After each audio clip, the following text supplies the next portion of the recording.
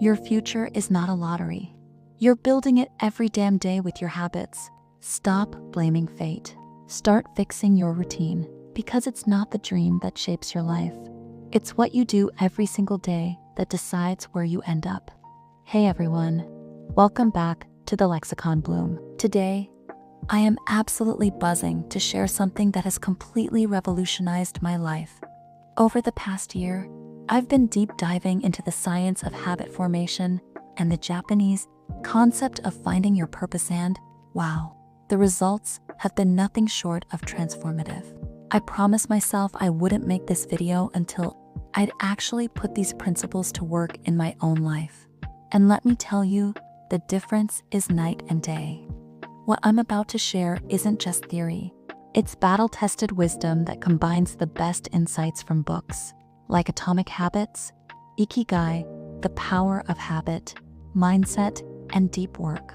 This might just be the most valuable video you watch this year. The problem with traditional self-improvement, let's be honest, we've all been there. New Year's resolutions that fizzle out by February, productivity systems that work for a week before we abandon them, goals we set with the best intentions but somehow never reach. For years, I was stuck in this cycle. I'd get motivated, make big plans, stick with them for a few weeks, and then life would happen. I'd fall back into old patterns. The motivation would fade, and I'd be left wondering what went wrong. The breakthrough came when I realized that I was approaching self-improvement all wrong. I was focusing on outcomes instead of systems. I was trying to change my results without changing my identity. And most importantly, I was missing the crucial ingredient that makes habits stick: purpose. The Atomic Habits framework, small changes, remarkable results. James Clear's Atomic Habits completely changed my understanding of behavior change. The core idea is simple but profound. Tiny changes, consistently applied, lead to remarkable results over time. Here's the fundamental truth I discovered. You do not rise to the level of your goals. You fall to the level of your systems. Let me break down the framework that transformed my daily life. 1. Make it obvious cue. I realized that every habit I have, good or bad, starts with a cue, a trigger that initiates the behavior. For example, I wanted to start meditating daily, but setting a vague goal like meditate more wasn't working. Instead, I created an obvious cue. I placed my meditation cushion next to my bed so it would be the first thing I'd see in the morning. I also used habit stacking matchation to something I already did every day after I brush my teeth. I will meditate for 2 minutes. The key insight here is that specificity is crucial. Don't just say I'll exercise more. Say after I have my morning coffee, I'll go for a 10-minute walk. That specificity eliminates the decision-making process that often derails new habits. 2. Make it attractive craving. This was a game changer for me. I discovered that I could actually make difficult habits more appealing through what Clear calls temptation bundling, pairing something you need to do with something you want to do. For example, I only allow myself to listen to my favorite podcast while exercising. Now I actually look forward to my workouts because they're linked to something I enjoy. Another powerful technique is joining a culture where your desired behavior is the normal behavior. When I joined a writers group that met weekly, my writing habit became much easier to maintain because it was expected and celebrated. 3. Make it easy response. This principle completely changed how I approach habit formation. The truth is, human beings are fundamentally lazy. We're wired to conserve energy.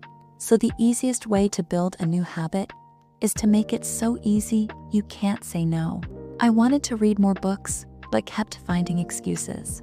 So I applied the 2-minute rule, scaling down the habit until it could be done in just 2 minutes. I didn't commit to reading a chapter. I committed to reading just 1 page. Often, once I started, I'd continue reading for 30 minutes or more. But the commitment was tiny, making it psychologically easier to begin. I also reduced friction for good habits and increased friction for bad ones. I deleted social media apps from my phone, increased friction, and prepared my workout clothes the night before. 4. Make it satisfying reward. This is where most habit systems fail. We know exercise is good for us long term, but the immediate reward, feeling tired, sore, isn't satisfying. Meanwhile, eating a cookie gives immediate pleasure but long-term costs. The solution: create immediate rewards for your good habits. I started using a habit tracker and gave myself a visual checkmark for each day I completed my target habits. The immediate satisfaction of seeing those checkmarks accumulate became its own reward. I also created a habit contract with a friend where we'd send each other $50 if we missed our weekly exercise goals. Suddenly, there was an immediate cost to skipping workouts. But here's what I discovered after months of applying these principles. Even with perfect habit systems, something was still missing. I could build habits effectively, but which habits were worth building? That's when I discovered the Japanese concept of finding your Ikigai, the reason you get up in the morning. Ikigai is a Japanese word that roughly translates to a reason for being. It's the intersection of 4 elements: what you love, what you're good at, what the world needs, what you can be paid for. What fascinated me about this concept is how perfectly it complements the science of habit formation. Because while Atomic Habits gives you the how of behavior change, Ikigai gives you the why. The residents of Okinawa, Japan, who have some of the longest lifespans in the world, practice this concept daily. They don't retire in the traditional Western sense. They continue pursuing their Ikigai throughout their lives, discovering your passion, what you love, through deep self-reflection and honestly a lot of trial and error. I discovered that my genuine passions weren't always what I thought they were. I had to distinguish between what I enjoyed doing versus what I enjoyed having done. For example, I always thought I wanted to be a fiction writer, but when I honestly assessed how I felt during the writing process, I realized I didn't enjoy the act itself, just liked the idea of having written a book. Meanwhile, I genuinely enjoyed teaching and explaining concepts to others, which is something I had overlooked. The question that helped me most was, what activities make me lose track of time? Those are your true passions. Developing your profession, what you're good at. This required brutal honesty about my strengths and weaknesses.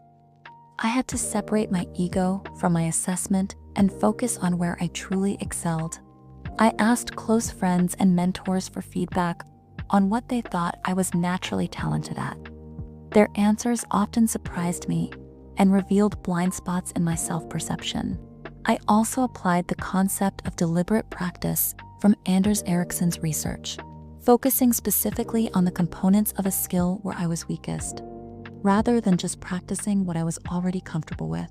Finding your mission, what the world needs. This was perhaps the most profound shift in my thinking. I started asking, what problems do I care about solving, rather than what career do I want? I looked for intersections between global or community needs and my personal skills and interests. For some, this might mean tackling climate change or educational inequality.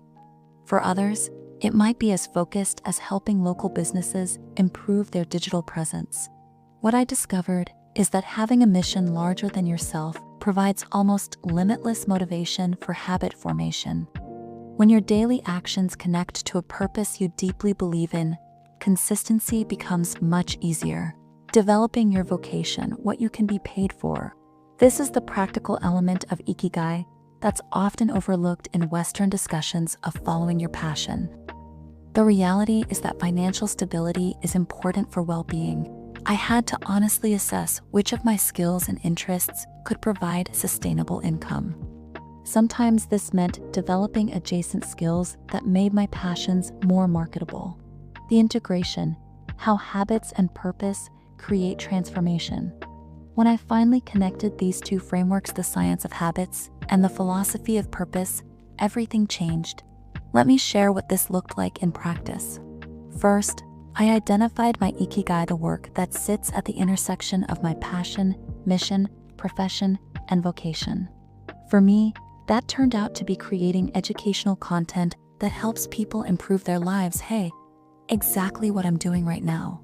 Then, I designed habit systems using the 4 laws from Atomic Habits to make daily progress toward that purpose inevitable.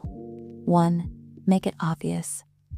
I created a dedicated workspace for content creation and scheduled specific deep work blocks on my calendar. 2. Make it attractive. I joined communities of other content creators and built relationships that made the work more enjoyable. 3. Make it easy. I broke down the intimidating task of create valuable content into tiny, manageable steps that I could accomplish in 15 to 30-minute blocks. 4. Make it satisfying. I created immediate rewards for my work sessions and tracked my consistency. But the real magic happened in the compound effect of these small actions over time. The compound effect, small habits, remarkable transformation. In Atomic Habits, Clear explains a concept that has fundamentally changed how I view progress: the plateau of latent potential. Most people quit habits because they don't see immediate results, but habits don't work that way. The effects of your habits multiply as you repeat them. For a long time, it seems like nothing is changing. Then suddenly, you break through what Clear calls the plateau of latent potential. I experienced this firsthand.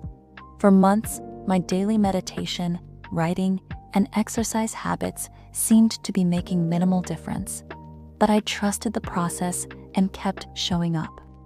Then, around month 4, something shifted. My focus improved dramatically. My creativity flourished. My energy levels stabilized. The math is staggering. If you improve just 1% each day for a year, you'll end up 37 times better by the end. Not 365% better, which would be impressive enough, but 37 times better. Because the gains compound. Conversely, getting 1% worse each day for a year leaves you at virtually 0. This explains why small bad habits can lead to catastrophic results over time. The psychology of money perspective. Time as the ultimate currency. Something I discovered from Morgan Housewell's The Psychology of Money complements this philosophy perfectly. The most valuable asset we have isn't money, it's time. When viewed through this lens, habits and purpose take on even greater significance. Every day, we're making investments with our time. And just like financial investments, these time investments compound over decades. The question becomes, are you investing your time in assets that appreciate, or are you spending it on liabilities that depreciate? Good habits, reading, exercise, skill development, relationship building are assets that pay dividends for decades. Bad habits, mindless scrolling, excessive drinking, chronic complaining are liabilities that cost you more over time. This framework helped me make difficult decisions about which habits to prioritize. I started asking, will this habit still be paying dividends in 5 years, 10 years, 20 years? Deep work and the attention economy. Another crucial concept I implemented came from Cal Newport's deep work. In our hyper-connected world, the ability to focus deeply without distraction is becoming increasingly rare and increasingly valuable. I realized that many of my most important habits require deep, undistracted focus, the kind that's nearly impossible when you're constantly checking notifications. So, I designed my environment to protect my attention. I created sacred spaces and times for deep work, completely free from digital distractions. I batch processed emails and messages at specific times rather than responding immediately. I used tools like website blockers during focused work periods. The results were astounding. Tasks that previously took me hours could be completed in 45 minutes of truly focused work. More importantly, the quality of my output improved dramatically when I gave complex problems my undivided attention. The growth mindset, habits as identity transformation. Perhaps the most profound insight I gained from Carol Dweck's mindset was that our beliefs about ourselves shape our behavior far more than our actual abilities. People with a fixed mindset believe their qualities are carved in stone. They have a certain amount of intelligence, a certain personality, and certain moral character. People with a growth mindset believe that their basic qualities can be cultivated through effort, that everyone can change and grow through application and experience. This connects directly to habit formation. Clear explains in Atomic Habits that the most effective way to change your habits is to focus on becoming the type of person who has those habits. I stopped saying I want to exercise more and started saying I'm becoming the type of person who exercises daily. I stopped saying I want to meditate more and started saying I'm becoming the type of person who prioritizes mental clarity.